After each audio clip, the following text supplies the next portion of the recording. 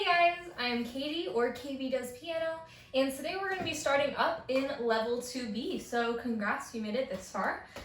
This is technically like our halfway point when you're learning piano, so that's awesome. When you go ahead and open up, you're going to start on page 4. So this lesson is basically just going to cover through 4 through 9. So when you start on 4 and 5, it's just some really simple homework and review for you to fill out. So do that and then have your teacher or have me correct it. And then if you turn the page, you'll see that we're learning a new topic called the family of Cs. This is basically just them showing you all the different Cs on the piano. So you've got low C, which is all the way down here on the piano, and then you've got bass C, and then you've got middle C, and then treble C, and high C. When you look at this staff on page 6, you want to make sure that you are trying to kind of like keep those in mind, or I even have those memorized. If you can memorize basically like how all the different C's look on the piano, it makes it way easier to figure out where your hands are when you're reading sheet music like this. So I usually just tell my kids, 2 lines below the bass clef staff is a C, and 2 lines above the treble clef staff is another C.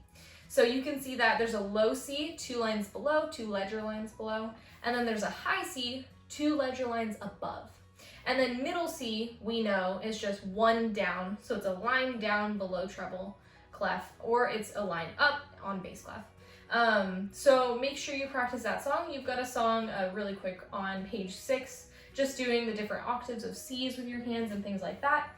And then you've got a really cool song on page 7, which has a really complicated rhythm. If you haven't played like that bass hand, kind of like keeping a tempo, your left hand basically just plays like the same note at a steady beat, which can be a little bit hard at your first try. So make sure you jump over my playlist and kind of hear how that's supposed to sound.